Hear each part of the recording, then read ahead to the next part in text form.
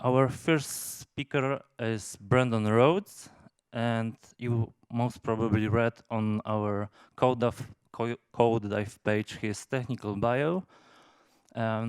Privately, Brandon likes hiking, and most probably his next trip will be the Grand Canyon in Arizona.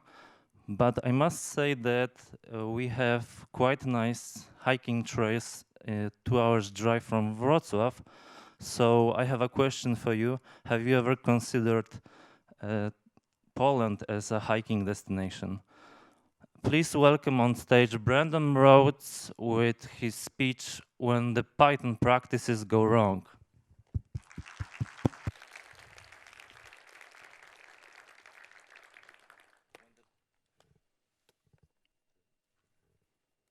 Testing.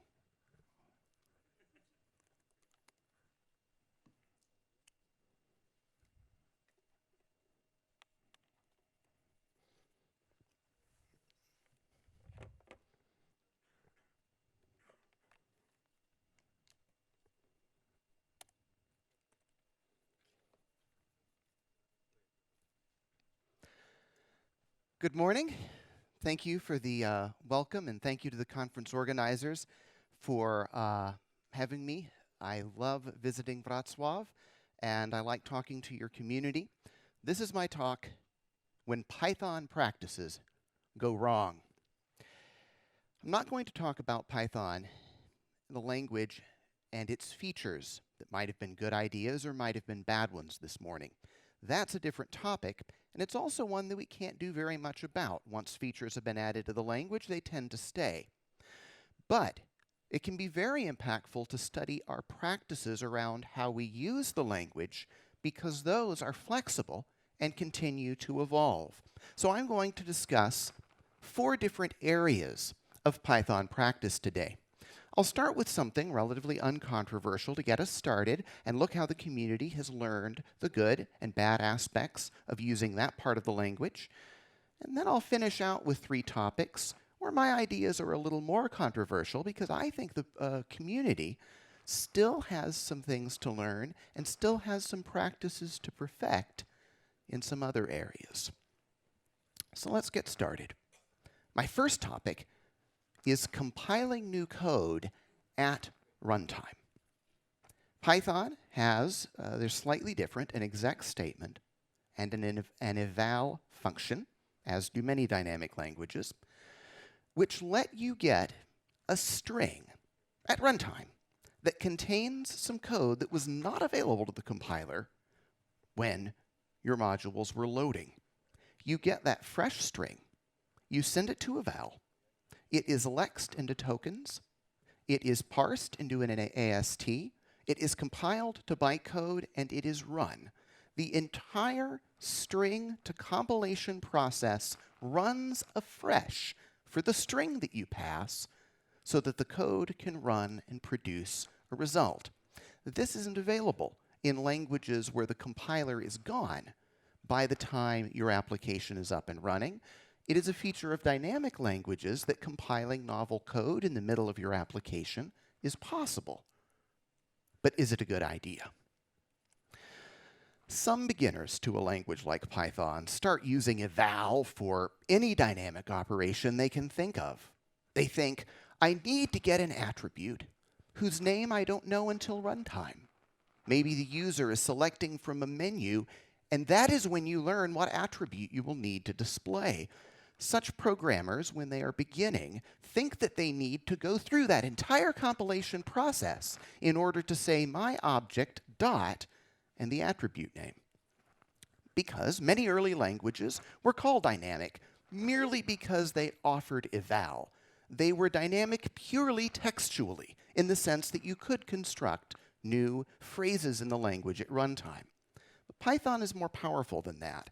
Python is dynamic because it offers introspection and data-driven object operations without making you build strings and recompile them using eval.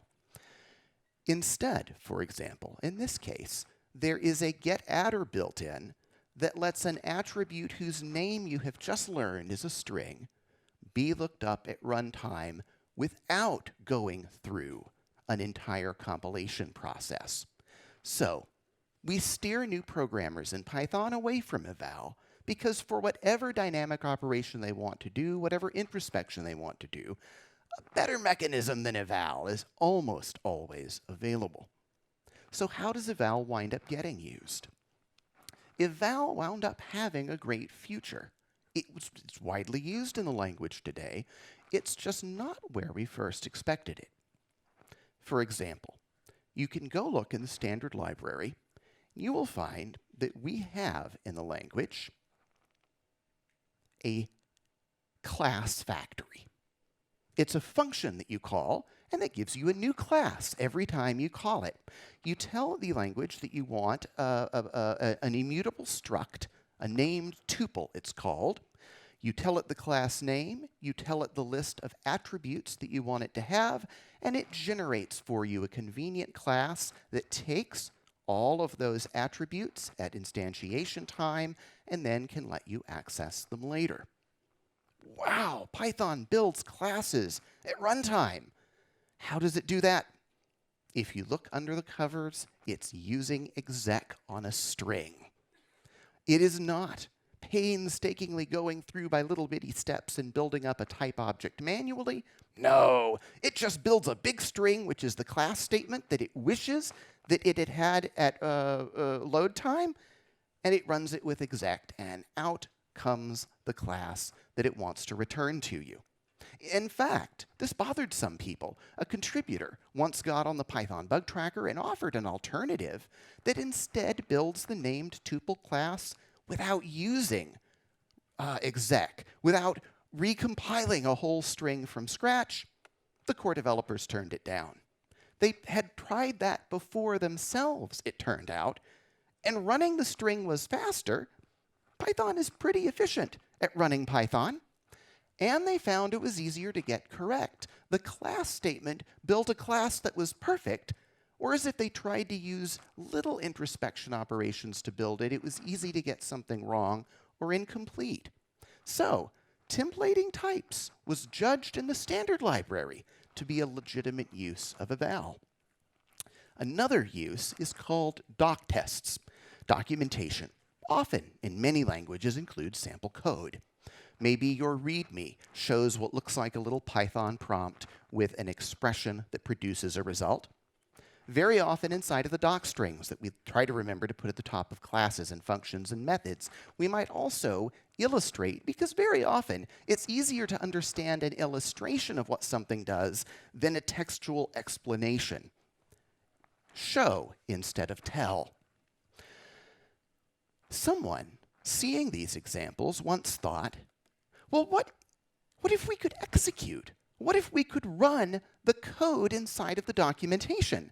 Then we could see whether the output still matches what we claimed the code does in the documentation. And thanks to eval, it's something that you can write yourself. I mean, don't try. There are some edge cases that are a bit sharp. But the basic idea is just go through the text, and any lines that start with what looks like a Python prompt can be evaled, turned into a repr, and compared with the next line in the file and what it claims should come out when that expression is entered. This became, in the standard library, the doc tests module, a standard way that Python programmers keep their documentation in sync with their code. Now, we did have some learning to do. There were some downsides. Some people started trying to write all of their tests as doc tests, and there were some problems. It meant then, as they wrote a huge text file to have all of their tests, that the code snippets were all coupled. A mistake at the top would break everything else, even if those later features in your class were really working. It was just awkward documentation. It would start explaining how the function works, and then would start talking about all of these edge cases that you didn't really care about. You realize they were talking about them because they needed them tested, not because they were really interesting to you. And so they didn't wind up being a good model for real tests, but a great, great tool if you keep it limited to testing documentation. But we had to learn where that mechanism based on eval was useful and where it was not. But what was the greatest success of all of eval? It has to be the Ipython Notebook, the Jupyter Notebook, as it's now called. This was easy. I believe the project was started by a scientist. Python makes programming that easy. They wrote a loop that takes input, initially at a prompt, but now also in cells in the browser. It runs eval on the code that you've sent in and can send back graphics, images, charts, data tables, and raw Python output in an interactive display that lets you, instead of running your statistics analysis program in one shot, it lets you load up the data and then work with it live. An ability powered by eval that is making Python the tool of choice for statisticians, scientists, and data people all around the world today.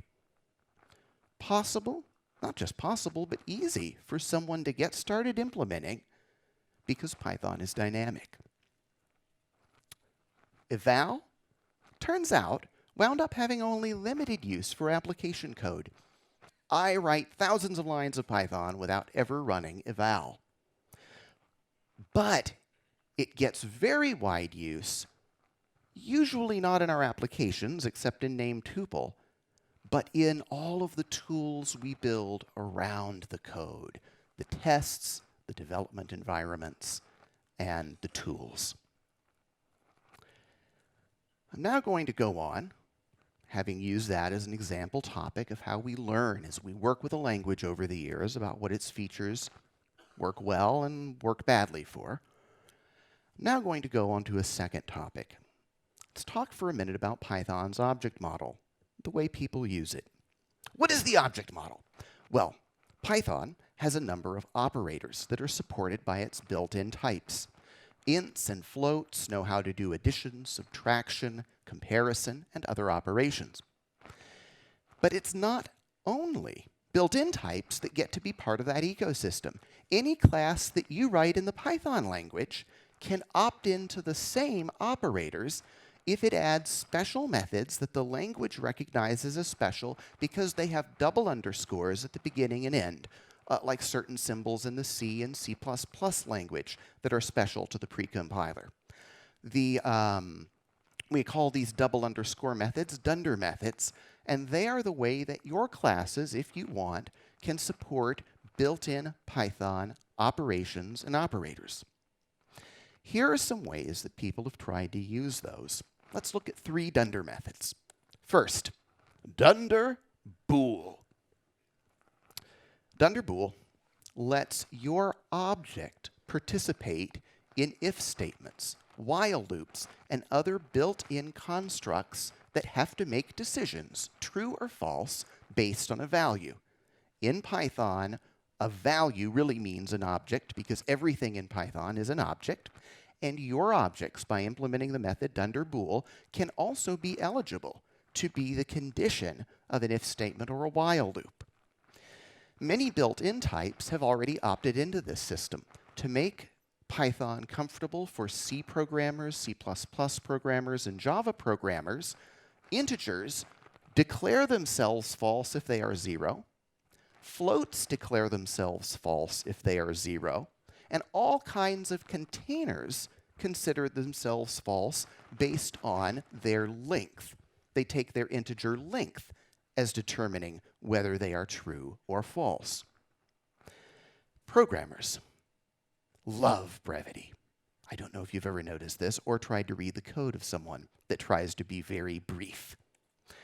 But in no less an authority than PEP 8, the official standard for how we should write Python code, it says this: for sequences, strings, lists, tuples, when doing if tests and while loops, use the fact that empty sequences are false. What habit is this trying to encourage? It's trying to encourage this. A beginning programmer writes this: if the length of the sequence is greater than 0. But then they learn more about Python and they say, wait, 0 is already false. I don't have to compare myself to 0 if I want to skip the body of the if statement for a 0 value. All I have to say is if len of sequence, and it means the same thing. Then they learn a little more Python and they realize, well, wait a minute, sequences already judge their own truth or falsehood by their length. I can just say if sequence. It's officially recommended in PEP 8, and it just makes developers feel good because it's fewer characters. Problem. And this is something I only really realized in the last year or two when working on very big code bases. Python code is always in danger of becoming a type desert. I mean, empty and barren wasteland, and the sun is beating down on you as you walk through the heat, thirsty for any knowledge of what types the variables are. This isn't so much a problem in smaller programs, but in a huge system, 100,000 lines of code, you can run across a routine like this and ask, what is the type of users? The only hint you are given is that it's used in an if statement. How much does that tell you? Almost nothing. Anything can have a Dunder bool method because the object in an if statement can be anything. It could be a user collection that has defined a Dunder bool method. It could be a normal Python list, but of user objects. It could be a list of usernames. That could legitimately be called users. In fact, I've been in code where I suspected one of these things, added a debugging print statement, and found that users was 12. Some people don't always call that user count or number of users.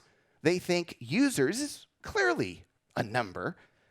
It might not be clear to the reader 6 months later, or even to the author. In the Zen of Python, which I hope you have displayed on your screen as you sit with your tea or coffee in the morning and get ready to code Python, when you type import this, and the Zen of Python prints on your screen, you see that statement. Explicit is better than implicit. In Python code, where as systems become larger and larger, it's often a difficult question. What the type of a variable is might not be a good hint. I have found myself stepping back from that PEP 8 recommendation and keeping things explicit rather than implicit, making it clear to myself, giving myself a reminder whether the if statement is attempting to make a judgment on the size of a container or a judgment on the value of an integer. Those of you who have used the language will guess where I got this. Last year, I had to do some work on a code base that was in Go. Go does not believe in implicit trueness or falseness. You have to do the comparison. You have to show your work. When I came back to Python, the if statement almost looked unfinished when it just said if users. So I didn't tell anyone I'd just been using Go, but I wrote the if statement explicitly where I could see what it was testing, and I suddenly felt that more knowledge was being left in the code than when I omitted it. Don't tell anyone. Try it and see if it does the same thing for you. Maybe it will work, maybe it won't. But that's an area where I'm finding a common Python practice deprives my code of knowledge that maybe I'd prefer it retained. All right, a second part of the object model is called getAttr. This is a fallback for if you try to look at an attribute of an object that doesn't exist. If c.foo isn't there, but getAttr is defined, then you can have dynamic code that decides on the fly whether there is a foo attribute or not, either raises attribute error if it thinks it shouldn't exist, or returns a value for it.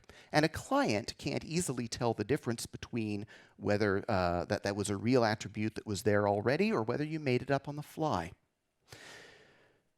This powers some very important patterns. For instance, the proxy pattern in the gang of 4, standard design pattern, if you are wrapping a class with 30 methods, traditionally requires you to implement 30 methods in your proxy.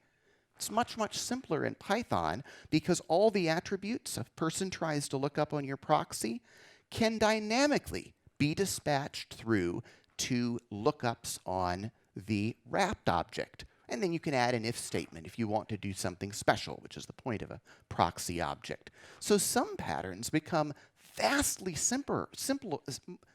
more simple in Python because of this dynamic ability. Well, people got another idea. Instead of wrapping another object, what if we made something that appears to have every method you can think of? If you look up a name, it will say, ah, yes, I have a method of that name, and return to you a function. But it could instrument that method to record every time it's called and what arguments it's called with. You get an object that knows whatever methods you try to call will suddenly seem to exist and will be recorded. And this is now in the standard library and available to power your tests. A test, instead of actually letting you connect to the database or allocate a window in the operating system, can instead create a mock object, call your code, and see if the correct set of operations was done. Ah, that's so great, so powerful. What could be the problem? Mock, the widely used, encourages tests that in one sense are not really tests. The ideal is to have unit tests that get small collections of functions or classes, make calls to their facade, their outer layer of calls, and see how they behave. And then integration tests that really hook code together to see what it does together. I have seen code bases where the code is never actually hooked together like it would really work, where every single test is simply testing a piece of code against a mock. So the only guarantee you have is that it works against a fake object. But you never actually know until your customers try the code whether it really works. My complaint then is that, in fact, tests start to lose signal when mock becomes routine instead of a reluctant workaround. And I think our docs and blog posts too often focus on how to use mock. I feel like I've seen a dozen blog posts with that title, rather than also telling you when you should use mock and that it has downsides and dangers. A final built-in bit of dynamicness we like to take advantage of is called Dunder call. The Python syntax, f, followed by some parens, is an operator named a call.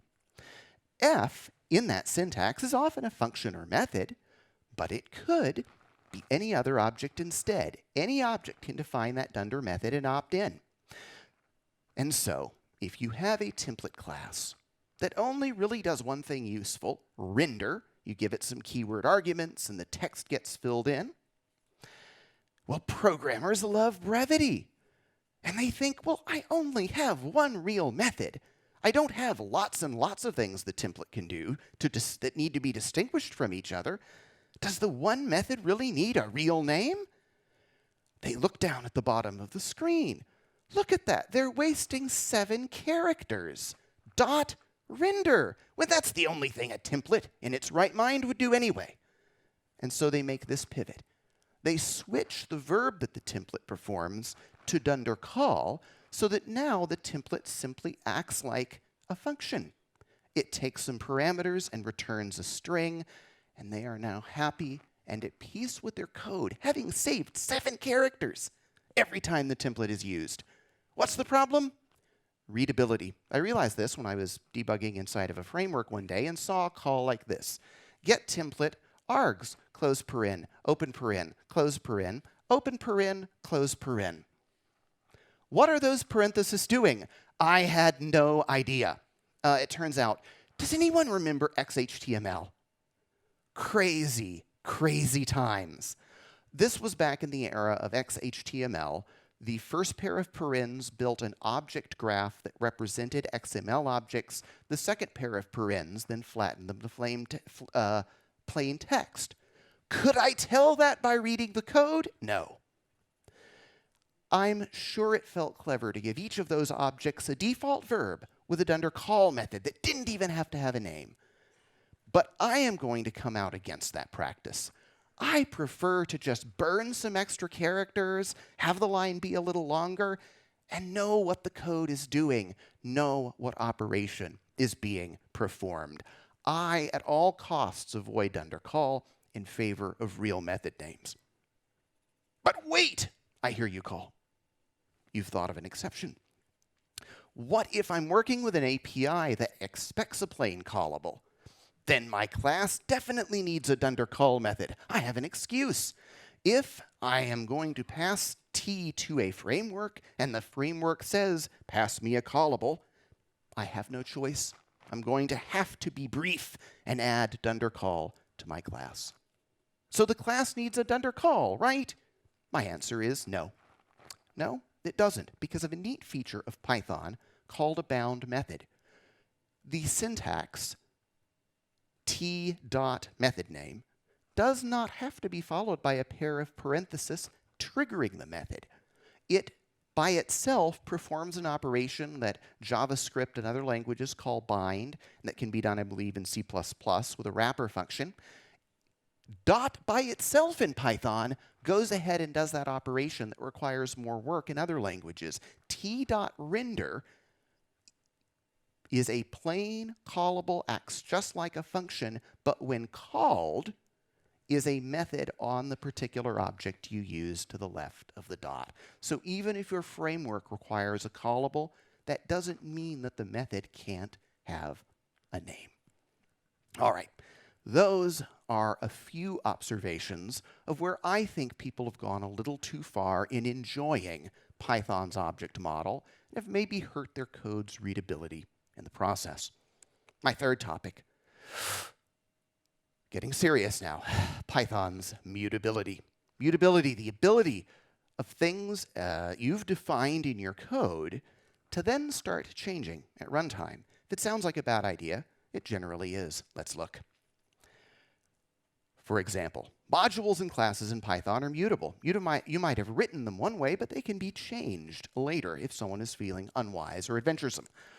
If you import the default module string, and you don't like how limited the set of ASCII letters is, you can go change that constant to a new list of letters that you prefer. The language won't stop you. You'll be interested to see then how the rest of your application runs with this constant having been changed. In a class, you might set a class attribute value to 1, but someone can always come in later and change it to 2, because classes are mutable. In fact, not even methods are safe. You can come in later, overwrite a method with a new definition that you prefer, and the rest of the application will run with the new method in place instead. This, as you might guess, has over Python's history resulted in some predictable mayhem. Did I mention that programmers dislike repetition? Here's the sort of things they try.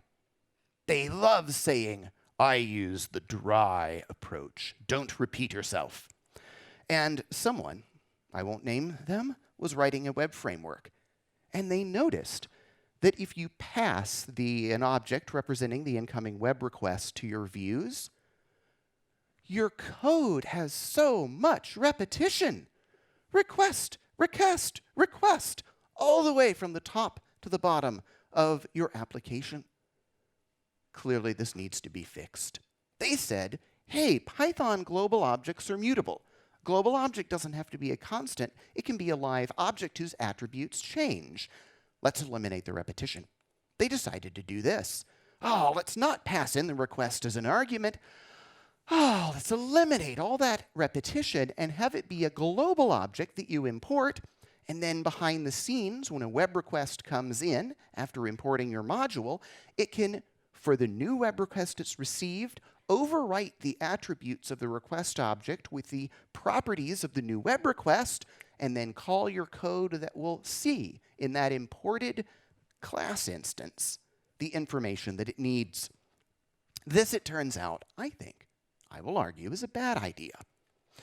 Data, when you come back to debug something in the middle of the night later because a customer has run into a problem, data is now entering that function from two different directions. You can no longer read the argument list and have in your head all of the things that could change the function's behavior. Instead, live data is coming in from some import statements that could also affect the outcome of your view function.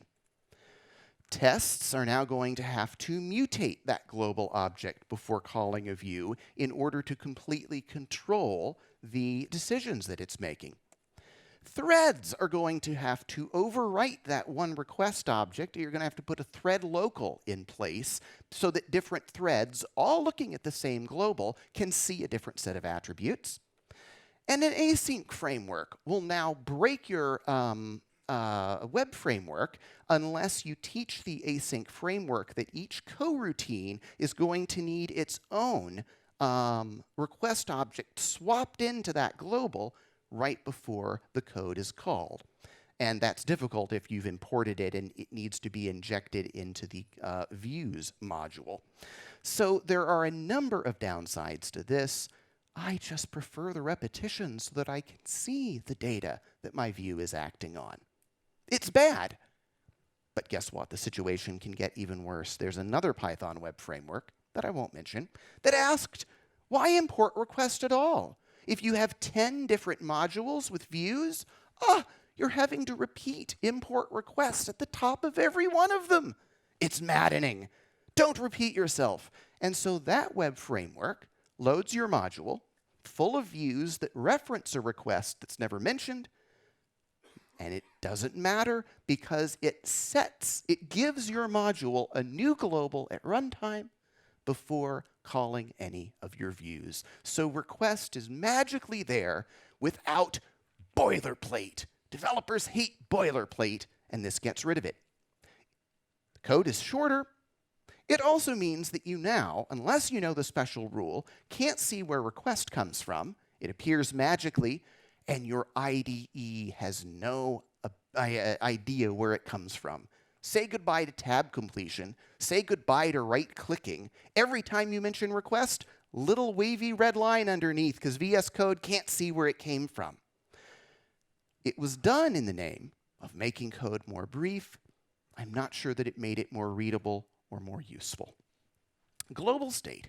It's useful in emergencies, but shouldn't, we discovered, I would argue, be used routinely. What would an emergency be that might justify global state? I'll just briefly mention that gating is a big problem out in Silicon Valley, right? Deep inside of some code, you talk to a database. And now, someone comes to you and says, oh, we're starting a beta. It's private to just 3 of our customers, and we need them to connect to a different database. Well, good grief, by the time you're down that low in the code, you don't know you can't get at the current request, you don't know who the current user is, and the team hasn't been passed down there for you to make the decision. You could go through all of your code and start passing team everywhere, but the experiment ends in 4 weeks, or it's supposed to if someone remembers to back it out, and you don't feel like modifying lots of code that shouldn't have to know about the team just because we're doing an experiment for a customer at a low level. That is a situation where I've seen globals grudgingly used to good effect to get knowledge deep in a routine that shouldn't normally need to know it because we're doing an experiment, changing some behavior based on something the code wouldn't normally know.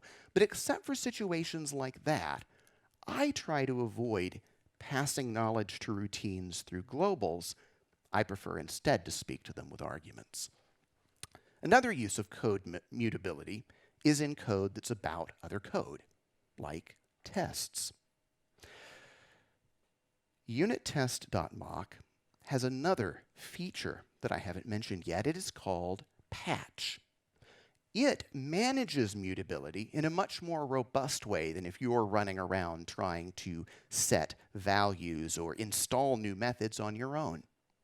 Patch is used with a with statement, and while the indented code block beneath the with is running, c.method is going to be replaced by another callable that you provide. And patch is very, very careful whether the block of code gets killed with an exception or whether the block of code ends successfully. Patch makes the guarantee that the original c.method is put back by the time the block ends, so you don't break all of the rest of your tests with a temporary maneuver. Patch lets you run with a class, a function, or a method briefly substituted for something else. Patch has therefore become the official mechanism for testing code that's coupled to side effects. Let's consider some simple code. You loop over some books. For each book, you want to fetch it, so you build a URL. For each URL at the very low level, you go and do an HTTP request to a server to fetch some information. Simple enough. Question: how much of that code on the previous slide can you test without triggering real HTTP? Start on the right. All right, we can't call download without real HTTP trying to run, because it does a URL open. But notice that that's also true of the other routines. If you call fetch, it will call download, and a real HTTP request tries to go out on the network.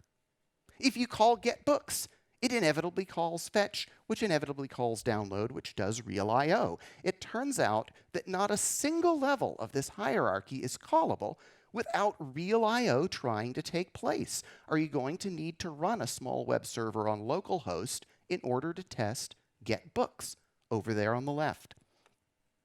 None of that code, in fact, can be tested without a web server up and running. The code succeeds in abstracting away the I/O. If you read the top level, you don't see any raw HTTP requests, but it fails to actually decouple it. Even though you can't see the web request being built if you're up at the top level, it still is an inevitable consequence of running that code. It's not decoupled from it. What is the solution to that if you want to be able to test get books? Okay, first, the real solution is to turn your whole application upside down. Look at my talks or other people's talks on the clean architecture, or in other communities it's called the hexagonal architecture, where you turn software upside down. I/O should happen up at the top level. The business logic that are in the subroutines shouldn't know where data is coming from or where it's going. That makes the lower levels easy to test. They're often pure functions. And then it's only when the top level is called that you're in danger of real I/O taking place.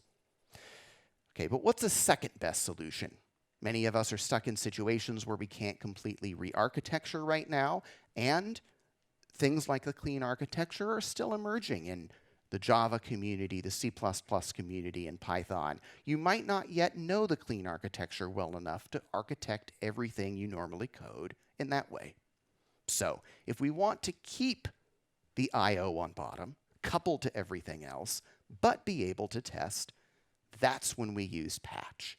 You go patch that I/O call, URL open, and now can call that top-level function get books, knowing that sample data from your patched version will be passed back to it in the test, rather than a real web request trying to take place. Unfortunately, not all programmers stop there. There is a worst case you can move to, where instead of patching the I/O, you think, oh, well, if patching is a good idea, let's not even have get books talk to fetch. Let's make a fake fetch routine so that all I'm doing is testing get books.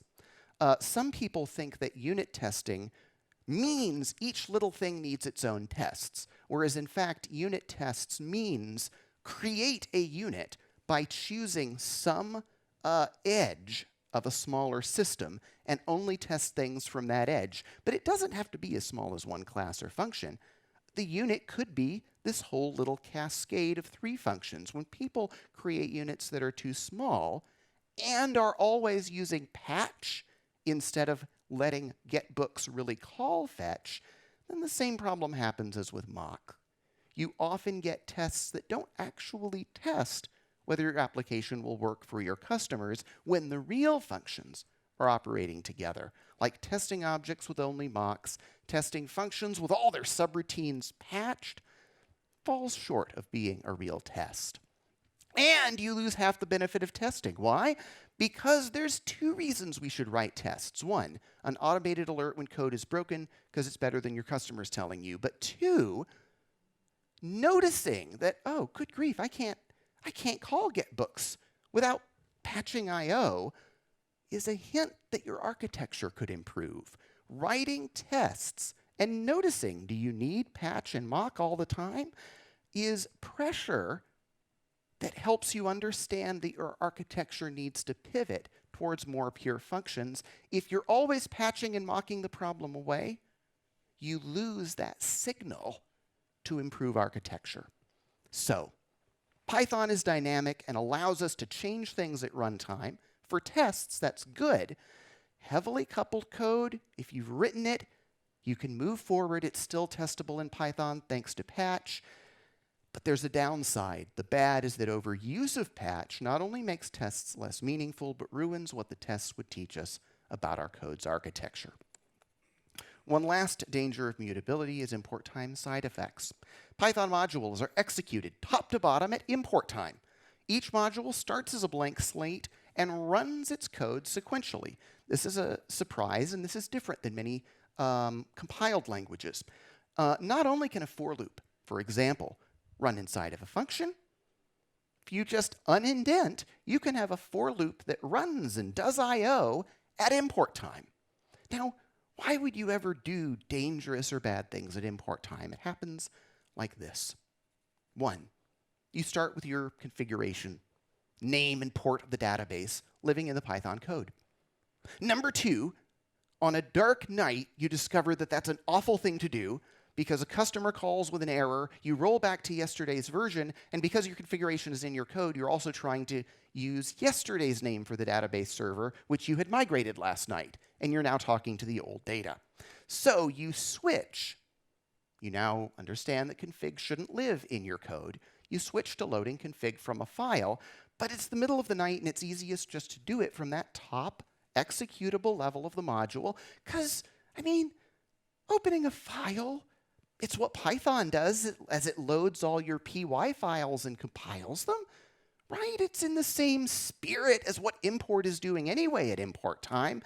Opening the little JSON file where we've now put the config feels so much like importing a Python module that we just go ahead and do it at the top level. So then later, it's another programmer that is at the helm when the config moves inside a database, and that code at the outside level of the module now tries to talk to Postgres to get the config, where you're keeping it centralized for everyone to read. And then the database port moves to Zookeeper. You can't even talk to Postgres until you've connected with Zookeeper. The result? A module that can't be imported or tested until Zookeeper and Postgres are both up, or you will get an error at import time, and it will fail. My advice is to never start down that road. Admit no import time side effects. At the moment you're tempted to add some executable code to the outside of the module, instead create a setup function that you call over as the first thing in your main routine. You want to keep your code importable without trying to talk to the database. Trust me. One last thought about this topic. You could do all kinds of things in a module, and I see people trying to do all kinds of things, specifically in the Dunder init.py. If you have a package, a directory called myPackage, import myPackage, in fact imports that Dunder init.py. If you say import myPackage.models, first the Dunder init.py is run, then models.py. If you say import myPackage.views, Dunder init.py is imported first in views. Dunder init.py is thus an obstacle and a cost in the way of all of the other modules that you might want to import. Programmers keep putting code there, adding expense to any little thing you might want to import from the modules beneath it. And worse yet, some Dunder init.py files, for convenience, import all of the modules beneath them, thus ruining your ability to cherry pick one thing you want. You now can't touch the package without waiting to load everything inside of it. My advice, which is not what everyone would say, is to keep Dunder init.py empty of code. Look at my Skyfield project. Skyfield's Dunder init.py has its doc string, so your IDE can tell you what Skyfield is, but it has no code. I do understand that my users don't want to have to import things manually from all dozen of my modules, so I have an API module that imports all the important classes, so you can say from Skyfield API import and the list of everything you want.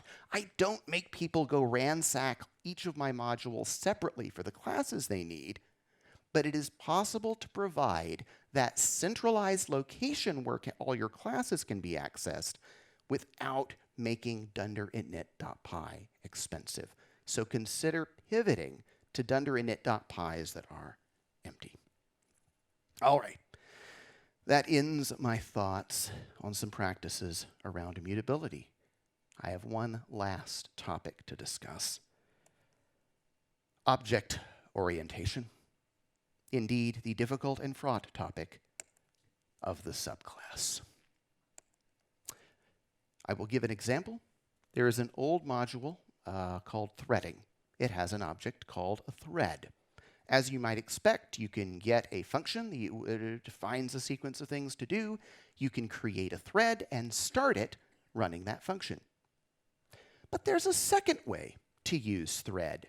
You also, as an alternative, can create a specialized subclass of it that has a run method that has all of the lines of code that you want to execute. It provides two different ways that you can provide thread with the code you want to run. Subclassing is a slightly awkward choice. You now have two new objects, a class and a method, instead of just one. Extra 4 spaces of indentation. You can't now test the task's code in isolation. You have to instantiate a thread first. It's a bit awkward, but it is an option. It is an illustration of a difference, very crucial, between composition and specialization, which I define as follows.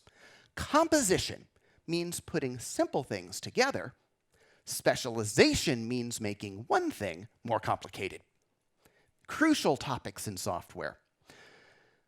A problem I have is that Python provides an extra temptation that some languages don't have towards using specialization as the way you construct software. It happens in something called the m times n problem. This is described, among other places, in the Gang of 4 book design patterns. You discover some of your programmers subclassing window because different operating systems work differently.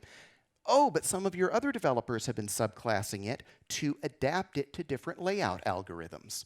Normally, this now means you're going to need as many subclasses as there are operating systems times different layout algorithms.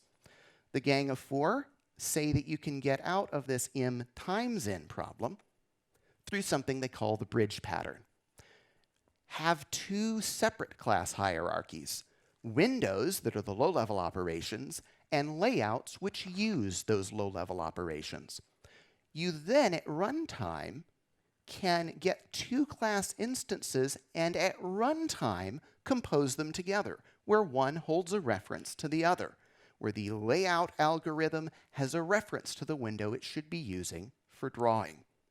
Thus, an m times n problem, where you have a geometric number of classes you need to define, is reduced to an m plus n problem. You only need one OS window, one version of each layout, and you can mix and match them at runtime freely as needed.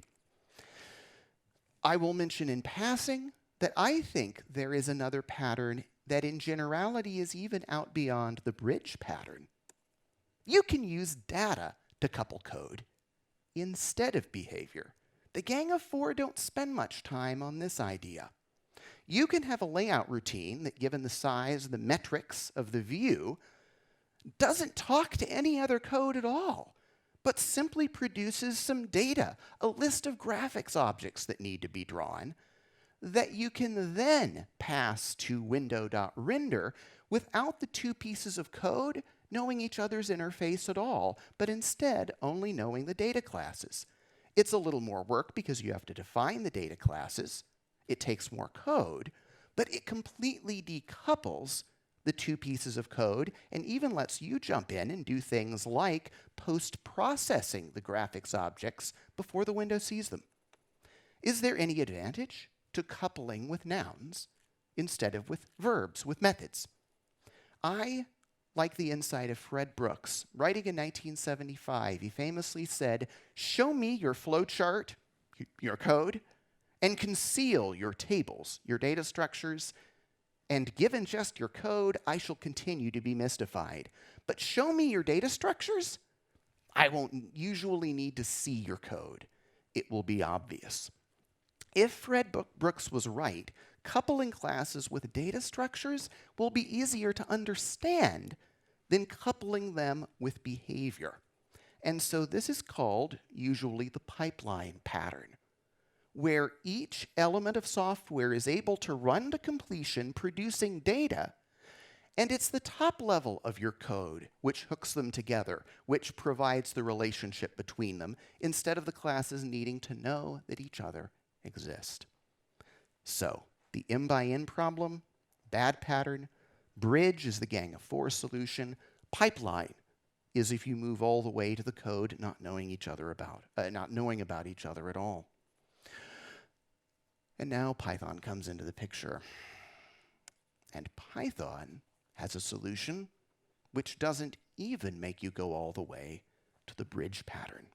Python provides a temptation to not even go all the way to that solution by doing something else, which are called mix-ins.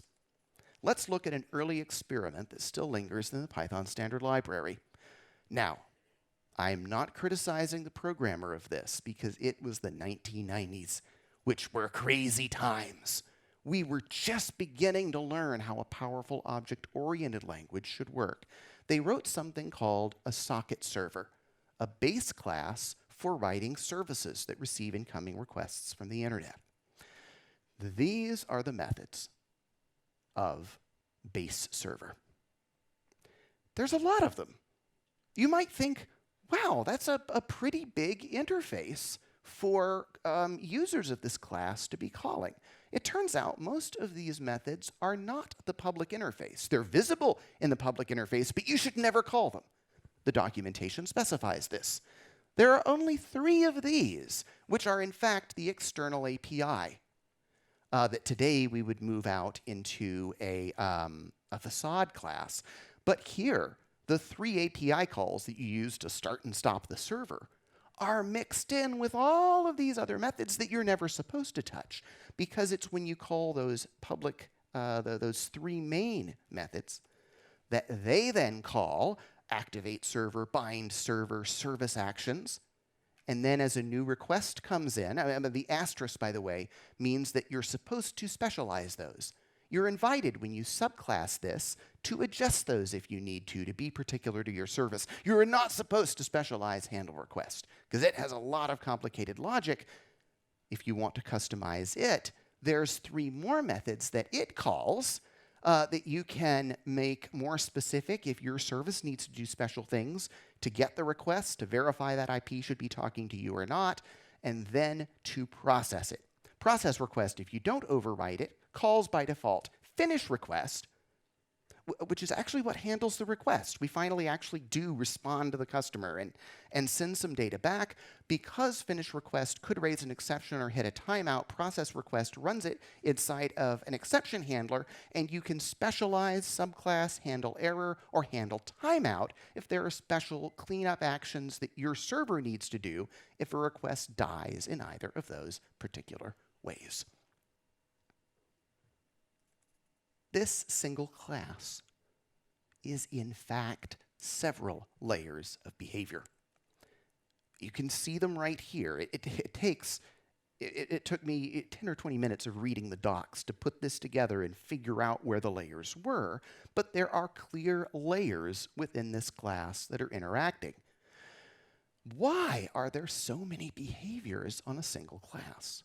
Well, largely because it was 1990, and back then the idea in object orientation was that the point of having classes was modeling.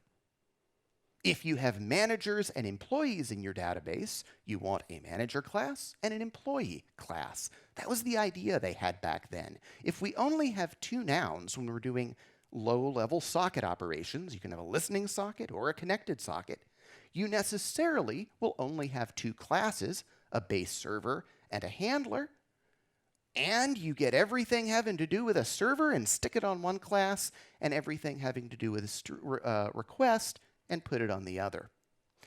If your training is to think of classes as structs for modeling the world, you'll create one class for each noun instead of for each interface or behavior, with the result that you'll generally have too few classes. You'll model patterns of behavior with dense graphs of method calls on the same object instead of clean, separate interfaces. You'll wind up with one big multi-story class instead of several sleek single-story classes that then cooperate together.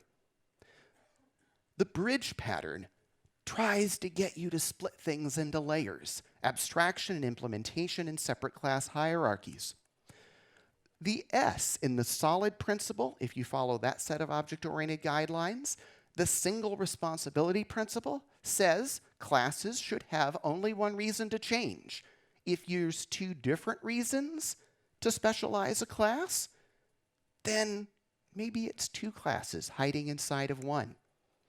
Alas, the base server has many reasons to change, so many different directions that this single class needs to be specialized. It really wants to be broken into separate layers, each of which has a single purpose, with the, again, a facade that provides only the public methods, and back behind it, clean interfaces you can specialize to specialize the network behavior and to specialize what the service does with the data it receives.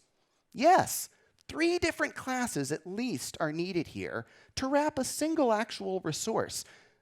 In the end, there really is only one listening socket, but to properly model its behavior, we need 3 classes, not 1. So, given the situation it's got itself into, how does the base server class survive, needing to be customized in different directions at once? Mix-ins. The fact that in Python, if you declare a class, it doesn't need to have any relationship to the class that's being combined with. Threading mix-in doesn't inherit from or adhere to or have an interface that relates to anything else. It's just a bare little class with one method. If when I create my service class, I list threading mix-in first in the list, its method will be preferred over base server's version of the method for processing the request. That is how the socket server survives its problem.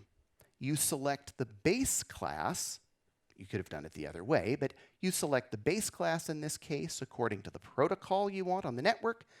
Then you mix it with a mix-in that provides different concurrency models. That's how it lets you specialize in 2 directions at once without needing m times n different classes. Mix-ins let you extend a class in several directions at the same time without solving the actual problem, which is that the class is too complicated. So, that, I think, is in one way a strength, but in one way a weakness of Python, is that you can get around actually solving a problem that requires a real design pattern by stopping short of it and just using mix-ins with your overly complicated class instead. It's nearly 2020, and the reason I bring this up is that new Python books are still recommending mix-ins as the best of breed design pattern. I saw one the other day. There is a major Python web framework that thinks that mix-ins are the way to build views. This is still an active design pattern in the Python community that I think has better alternatives. I mean, poor architecture is going to happen despite our best efforts. So it's wonderful that Python does have powerful mechanisms for surviving it when it happens. But mix-ins too often, I think, become routine instead of an emergency survival mechanism. So, in conclusion, looking back at all of these examples of the way that Python is very powerful, but that lets you work around things, I say that Python is a flexible and powerful language. It's so powerful that we often work around poor architecture without noticing it. A powerful language, then, by itself, is not enough. The ease and power of the Python language need to be combined with the experience of its community for healthy, long-term software projects. Thank you all for your attention. I'm Brandon Rhodes.